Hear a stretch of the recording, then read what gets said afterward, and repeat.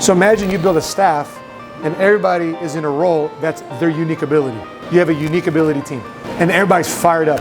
Nobody goes to the office and said, this shit sucks. Cheers, brother. Thanks, man.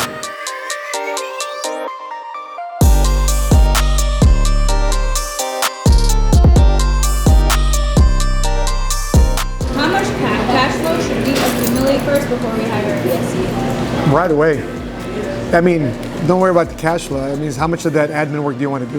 The sooner you're able to hire an assistant. Okay, like Patrick gave he had a video of how to hire an assistant. First assistant you have is a runner or a gopher. Go for this, go for that. Right? The second one is like a scheduler. And they're managing your calendar, your email. The third one is you have your executive assistant. You look at my staff, the three ladies there, Puebli, right? But Karen initially was the runner. And then as I grew, they grew. And as I grew, more roles needed to be divided up. Karen, can you do policies? I got licensing to do. So, and we're doing, 10, 50, 20, 25 licenses, and she gets jammed up. The fourth one you hire is your chief of staff. And the chief of staff has assistants. And as far as compensation, how do you decide that? It's part-time. So tell them, listen, the first 7 days, 2 weeks, you're gonna be way underpaid. Why? Because you're learning how to trust me and I'm learning how to trust you. So just know that.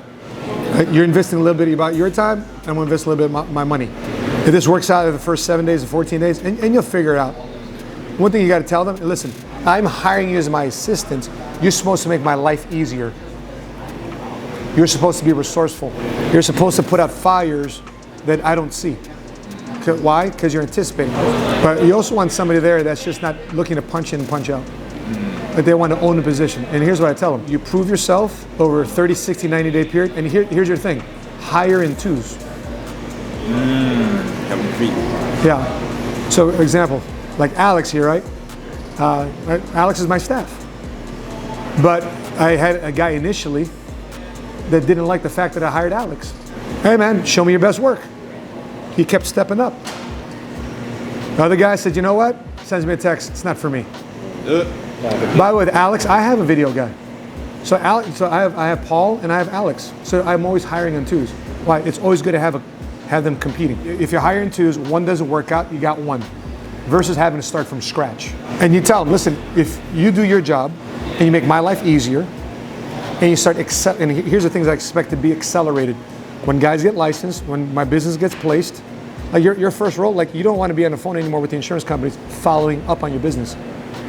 That's exhausting. I can't remember the last time Sheena called the carrier. That's how long it's been. Sheena don't call the carrier. Puebli, Karen, Robin, call the carrier, find out what we need, call the client, find out what we need, let's get the policy issued. In the growing process with you and Sheena, there was a point where you were both on the phone with carriers until you got to Of course. So that's and it's important for you to do that because then you know what to delegate to your staff. So your staff says, yeah, I was on the phone for 30 minutes trying to fulfill it.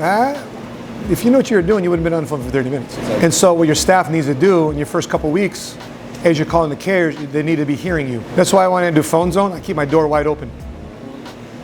Right, so all my MDs hear me, everybody down Boardwalk. That's why I make phones. I even walk out of my office just so people can hear me make phone calls. The things that I've identified in my capacity are things that I'm average at doing things that I'm excellent at doing, and things that's my unique ability. Like nobody can do this. Like your brand, only I can do this. I'm the one that can get behind the mic and share my message, right? You can't have anybody else do that. That's your unique ability. Like everybody here, your unique ability is sharing your message, sharing your story. You can't delegate somebody else to share your 2-minute story. Whose story is it? It's yours. You should be the best at telling your story. When you jot down the things that need to get done, you start categorizing them, highlighted yellow, pink, and green. Green, my unique ability. I can't delegate this to somebody else. I'm the best at doing this. Nobody can duplicate this area. But the things that I'm excellent at doing, the things that I'm average at doing, I need to create a job. They need to do that. Like, can I find myself editing videos? Yeah, I'm excellent at, maybe average at doing it. And I have no desire for it to be my unique ability. You know who loves doing videos and that's his unique ability? My editor. So imagine you build a staff and everybody is in a role that's their unique ability. You have a unique ability team. And everybody's fired up. Nobody goes to the office and said, this shit sucks. Why? Because they get up every morning, I'm playing in my A game.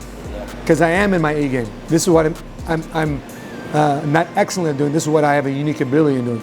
Well, in terms of asking questions of my mentor, I always wanted to have a relationship with Patrick where when I called him, he'd pick up right away. Like he'd want to pick up my call. Like there's certain people that call me, it's always a drag. Yo, dog. Like they call me, my energy goes down. Like I want the call to end right away. Like I never want to be that guy. So when Patrick calls, I've always got good news. When my number pops up on his caller ID, like, oh dog, I get pick this up. And by the way, I have the same relationship with him. Even though he's my coach, he's my mentor. If Patrick calls, unless it's in an emergency, even if I'm in an RI, Patrick calls me, I said, hold on real quick. The CEO of the company's calling me. 1 second. Yeah, PVD. I'm in an RI. Oh, do your thing, do your thing. Did you need anything? No, call me after you're done. Okay. And I built that relationship over time. So when I'm coaching other people about how to ask questions, there's a book out there called Good Leaders Ask Great Questions. Okay? Good Leaders Ask Great Questions by John Maxwell. And the quality of a leader is based on the quality of his questions. And what do we train to be in school? What do we train to be at our job? Ask low-level questions. I'm not going to be the cheapest guy that's going to pay you. I'm not going to be the most expensive guy that's going to pay you.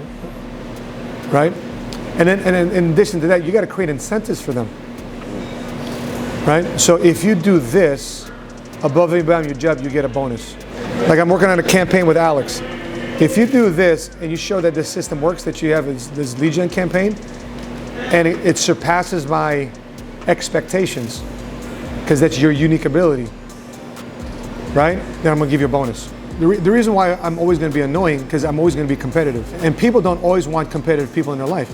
The thing about it is, what's the benefits of being competitive? Listen, if you're always competitive, you're always growing. Is there a benefit in always growing? So be competitive. Most employers pay you just enough not to quit. So they pay you a minimum salary just so you don't look at quitting. But guess what you're always doing? You're looking at getting paid more, right? So if you don't understand that as a relation with your employer, guess what you do to your employer? Right back at them. I do minimum work. I do just enough not to get fired. So you have a relationship that's minimum. Imagine you guys in your relationship. You guys in your relationship. You guys in your relationship. You guys in your relationship. Okay, babe, I'm gonna do the minimum amount for you not to be pissed off at me and for you to say you love me. I'm just gonna fill a quota. Instead of saying, you know, babe, I'm gonna give you the best I got.